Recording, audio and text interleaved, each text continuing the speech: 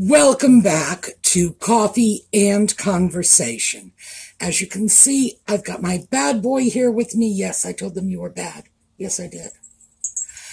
And he has been actually pretty good this morning. He's been a very friendly, very snuggly, very cooperative little kitty. Haven't you?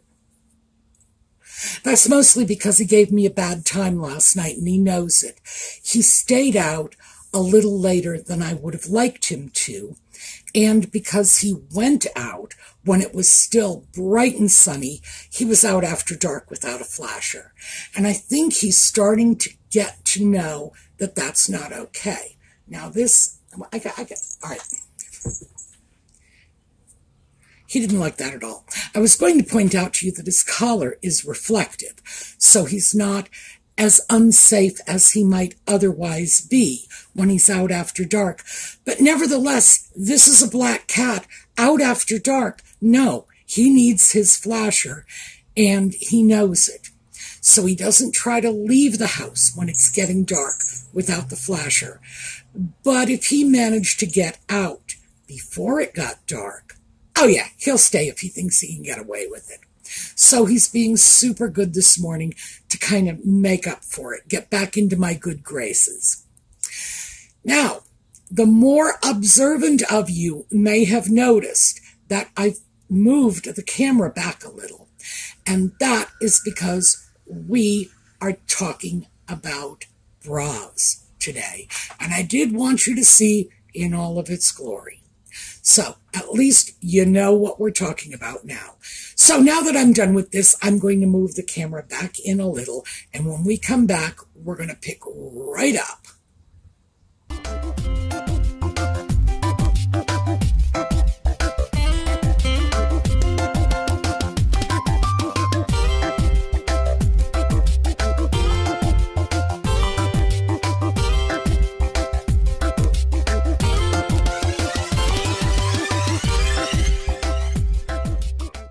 Okay, I'm a little more comfortable with this filming distance because I just don't see any need to make sure that my tatas are front and center in the video, unless, of course, there's a very good reason for it, and there is today. Oh, before we get started, yellow for Catherine. No scarf today.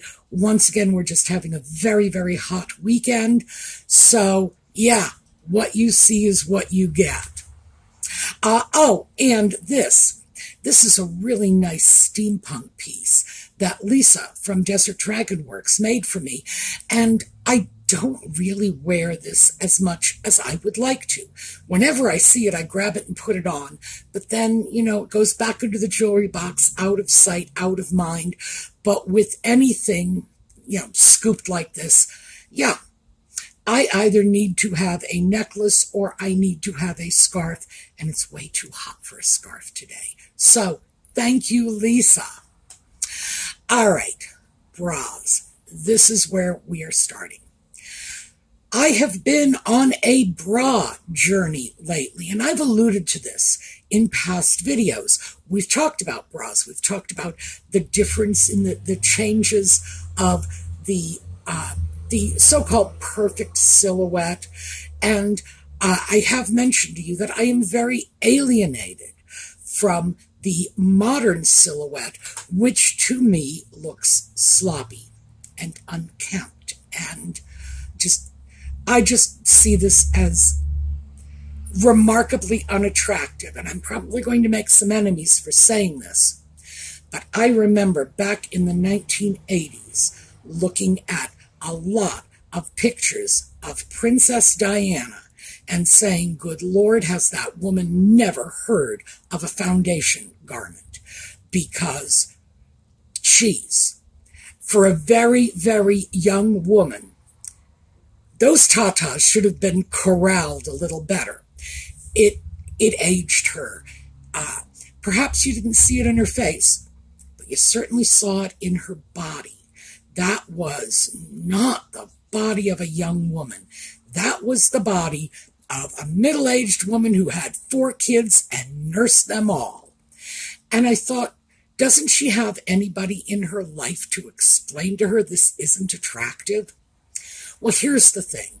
The reason I saw that as so unattractive, now I'm going to tell you, is because it really was. But I'm going to walk away from that for a moment. The reason I saw that as so unattractive is I was raised with a different version of the ideal female silhouette. And Diana was a young woman coming along not all that much later. I think she's 13 years is the age gap between her and Charles. So she's only 10 years younger, only 10 years younger than I was. But at the time, in the 1980s, the silhouettes were in the process of change. So I thought we'd start just by taking a quick look at a few images of bras from the past. We are going to start off with the 1960s. And at this point, and moving into the future a little, but at this point, bras had pretty much standardized as either cotton, which was the general preference, or nylon or other man-made materials, which tended to be seen in the less expensive bras, mostly because they didn't breathe, they were uncomfortable, they might have been pretty with, cute little designs or whatever. But for most women, that was not something you could wear for 8 hours, 10 hours a day, however long you might need. I do mean need to be confined in a bra before you could, get home from work, or before, you're through with dinner and you can put the kids to bed and wrestle yourself out of that thing. Now, nylon is a terrible choice for undergarments.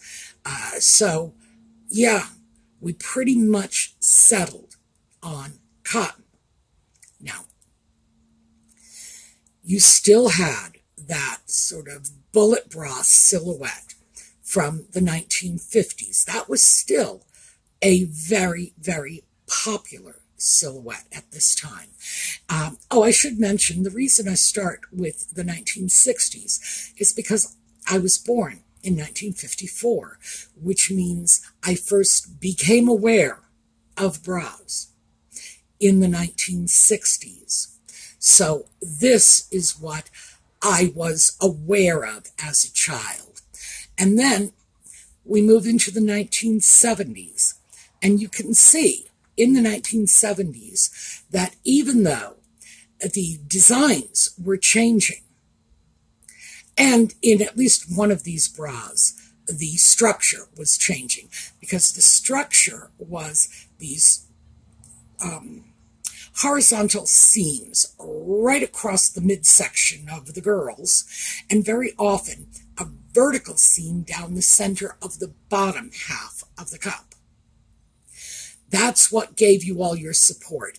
You had a Tata-shaped bra. So it's like you put on the bra, you stick the tatas in, and the bra tells them what they ought to be doing. It's like pouring liquid into a glass. You stuff them in, and the bra created the shape. In the 1970s, something really interesting happened, and this was late 60s through early 70s. It was that whole burn your bra movement. We got to get rid of these bras. And people were literally burning their bras. And that is when I was a teenager. I was 16 in 1970. So I was at an age where I was able to buy my own bras, choose my own bras for myself, right at the period when society was kind of getting rid of bras. So that had an impact on me too. But we're going to step aside, because we're going to talk general for a while and move into the bras of the 1980s. And I'm sure you can tell from this. Look at those hairdos. Of course, this is the 1980s. And you've got big hair And you're starting to see that silhouette change. The sort of pointy bullet bra shape is fading.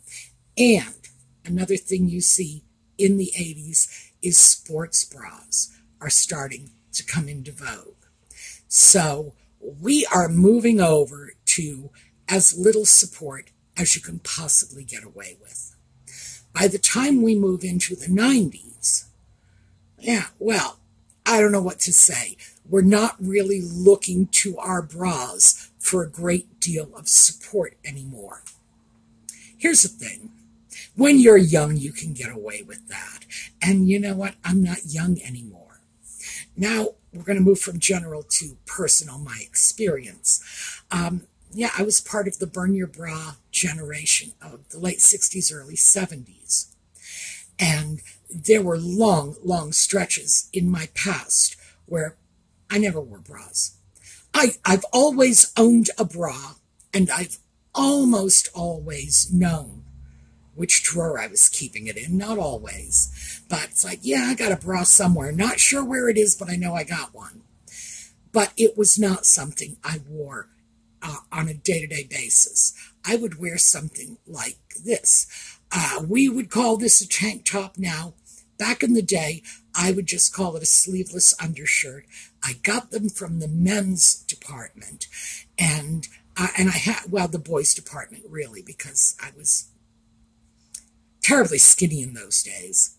And the ribbing in the cotton actually gave me all the support I needed because, once again, rail thin, and so I didn't need a lot of support. I didn't have anything to warrant the support, and I guess the only thing I can say about that is the one plus side of not having anything to deal with, is that you don't have to worry about it swaying in the breeze. No, I did not have those problems. But then times started changing, styles started changing, fashion started changing. And like I said, I would look at people like Diana and say, how could anybody who is not wearing undergarments be considered a fashion icon?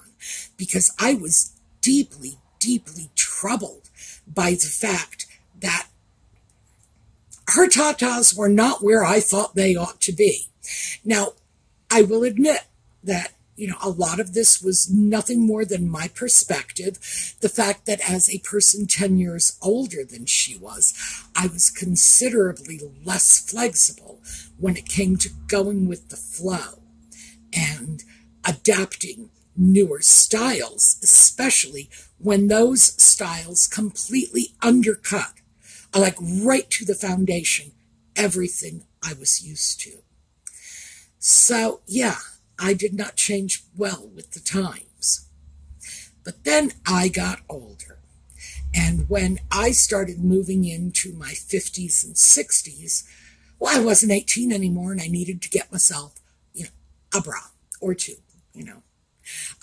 Remember, back in the day, I hardly ever owned more than one bra at a time because it was a garment I might have only worn once a month, and even then, only if I was going out somewhere really fancy and getting all dolled up.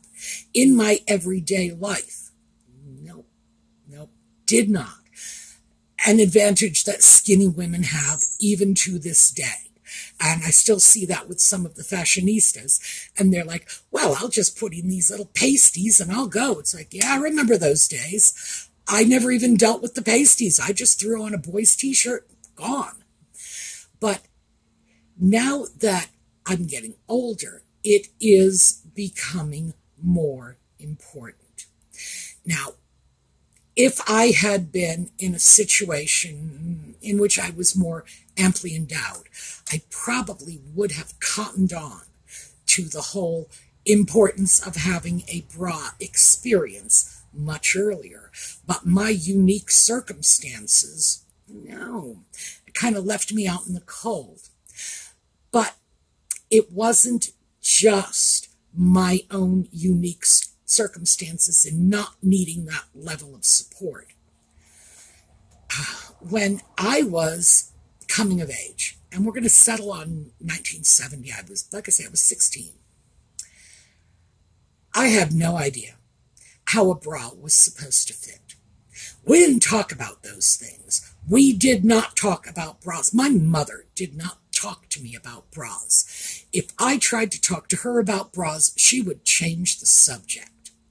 So, yeah, it was sort of like a taboo subject because it involved, your personal bits. And we also didn't have the same knowledge base we have today. Women's bras were largely designed by men who were creating the silhouette that men liked, and we were sort of stuck with it.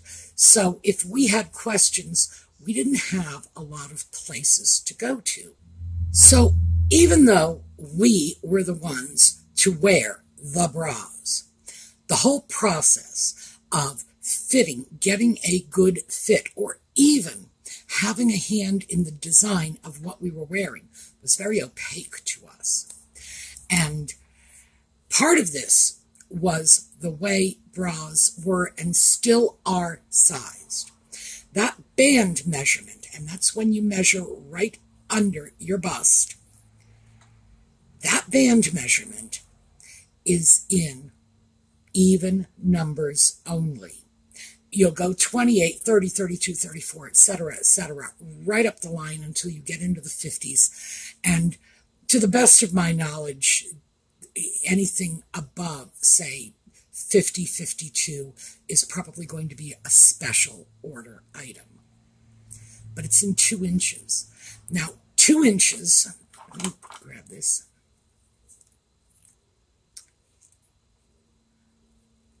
Okay, here's 2 inches, and we're looking at 5 centimeters. That's a pretty good size gap. And that's what we're stuck with. So if you happen to be a 33, a 41, whatever, you're in trouble. And the way you fix that is to tighten your bra. When you get a bra, they say always try to size your bra so that when you first wear it, you're using the outermost set of hooks. So if the elastic stretches out over time, you can tighten it. So if you are an odd number, if you are the 33, the 41, whatever, you are using the band of your bra to compensate for that. And that's only when the bra is brand new. Because when the bra is brand new, if you are, say, we're going to stick with 33. If you are a 33, you are either buying a 32-inch band size, in which case, when you use that last row of hooks, you're stretching that elastic. It may not be comfortable. Or you're going over to a 34, in which case you're probably using the middle set of hooks or the closest set of hooks, so you don't have any grace movement in case that elastic stretches out at all. The bra strap also has a limited size. You can adjust them, but it's not endlessly adjustable. And that's a problem I'm very familiar with because I am long-waisted. I have a very long torso. My legs are short. My body is long, which means whenever I put a bra on, even for the first time, even to just get into it, I have to pull those bra straps out as far as they will go. And even then, it's not always comfortable. So we don't have the kind of one-size-fits-all play in these so-called adjustable bras. When we get into things like the cup size, the rule of thumb is 1 letter per inch. So if your band measurement is 33, and we're going to stick with that, 33, but measuring across the midpoint of your bust is 34, you are a 32A or a 34A. If the measurement of the midpoint is 35, you go up 2 letters. So you would be 33B, which doesn't exist, so you're either 32B or 34B.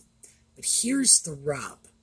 When it actually comes to trying a bra, you might get a better fit using a 32C or a 34A, even though your size is somewhere in the middle. But the point of that is these are bras designed for very different bodies. And then as your elastic stretches out a little, which happens over time, it happens with wearing, it happens with washing, it's just normal that the elastic in your band will stretch a little.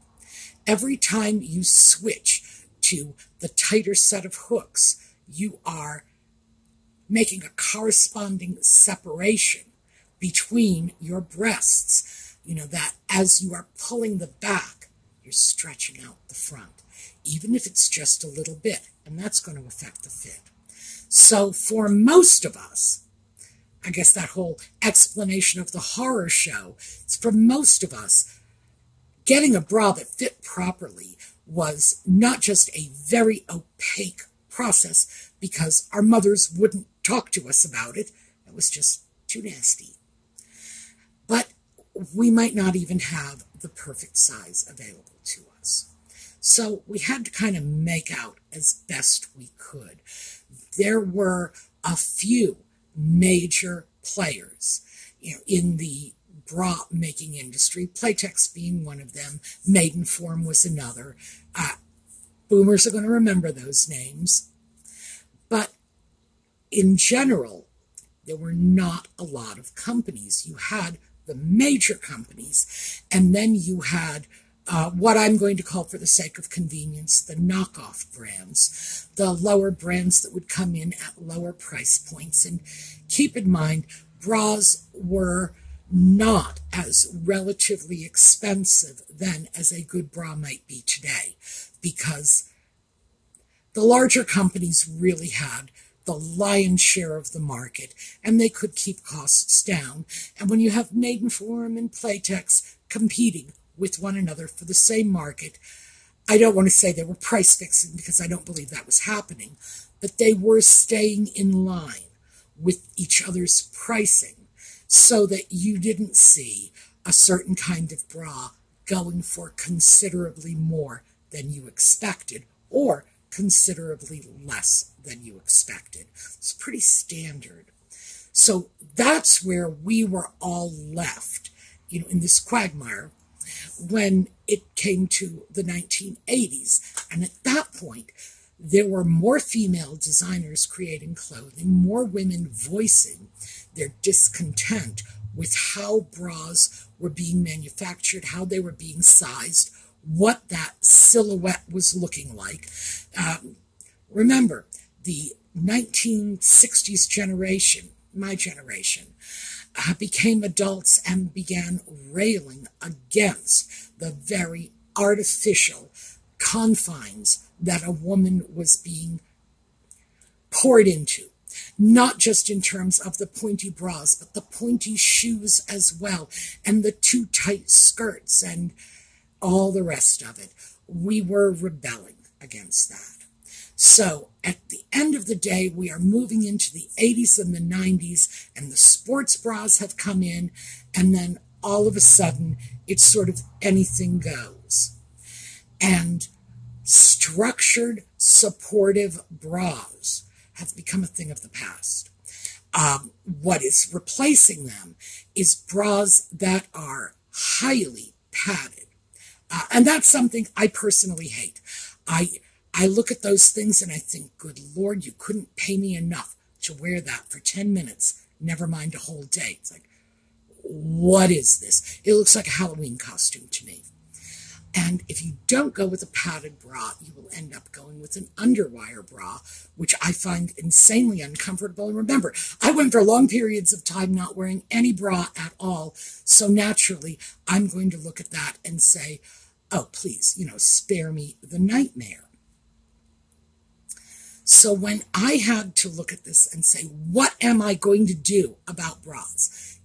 Am I just going to live with what they're throwing at me?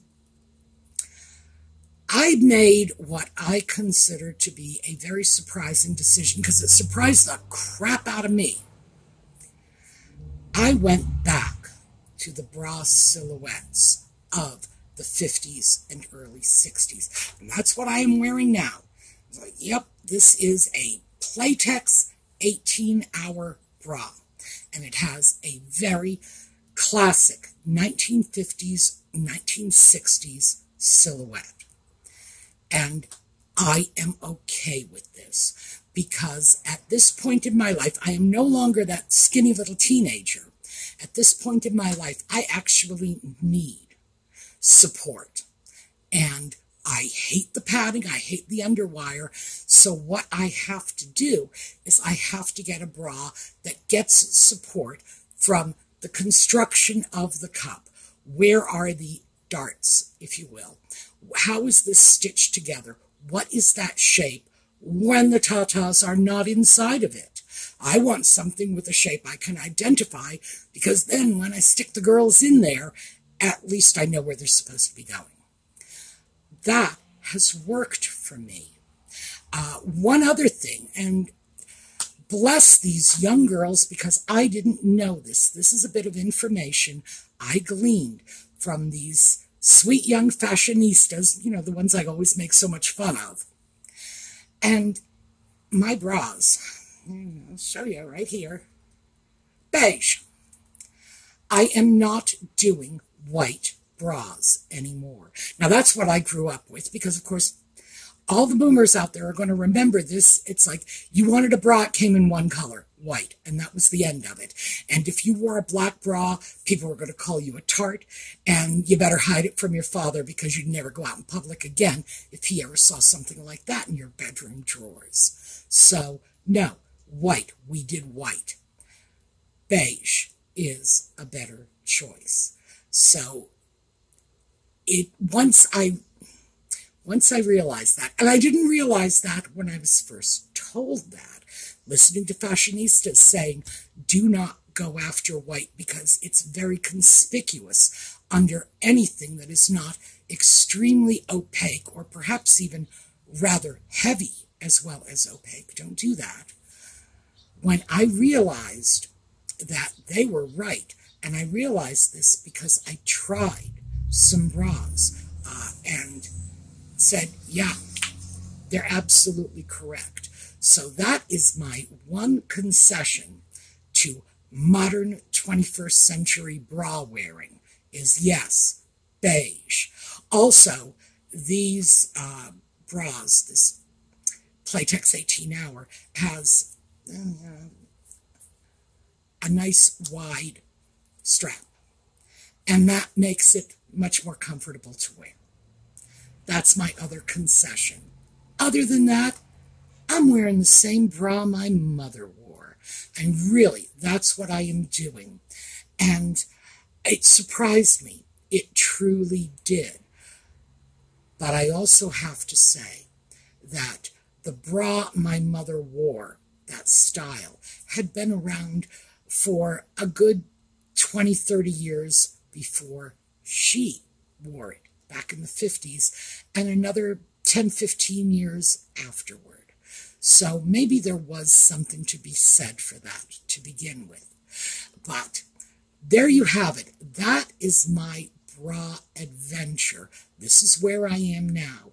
And the reason I am here, and the reason I felt this might be of interest to some of you, is I can't do things the way I used to anymore. And I put off the decision to come to terms with the fact that this is no longer an 18-year-old body. I put that decision off, I think, a little too long. I probably should have dealt with this years ago, 5 years ago maybe. That would have been a good time to deal with this issue. But better late than never, and I have decided this is how I'm doing it. I am still shopping around for different bra options. I found a company that makes linen bras, and I'm going to give them a try pretty soon. But at the moment, this is working. It is okay. And if I have a silhouette that strikes people looking at me as something out of a 1950s sci-fi movie, well, so be it. So be it. I am at least comfortable in this. I feel like I have the support I need, because at my age, I do not think it is at all flattering to just go walking down the street and let the tatas just sway in the breeze as they see fit. No, I don't find that flattering. And I don't find that appropriately modest either. You can be immodest when you're a teenager, when you're in your 20s. You can get away with it because, you're young and that's the time in your life when you do things like that. At my age, no, I just don't feel that that level of immodesty is befitting the dignity I am supposed to have as a person of my age, and I'm more comfortable with it. So that's what I have to share with you. We all saw Audie. He's probably going to want to go out in a minute. As soon as I am through letting this video compile and editing it and then uploading it to YouTube, which hopefully won't take too long, I am going to start cleaning his cat box. And I'd rather he was outside when I do that, because when he's with me, when I'm cleaning his cat box, because I'm actually just going to change out all the litter, he's with me when I'm digging in his cat box. He will not let me out of his sight. He crawls in and out of the box. Even if I'm picking dirty bits out of the box, he's right there going after the dirty bits. And I'd rather he didn't. So I'm going to sort of exile him, let him sleep on the porch railing, which he enjoys, or maybe even the trash cans, which he enjoys more. But yes, he's getting a clean box. That should make him happy. All right, we are going to take a look at a slideshow on the way out, and I will see you all next time. Meanwhile, have a terrific day.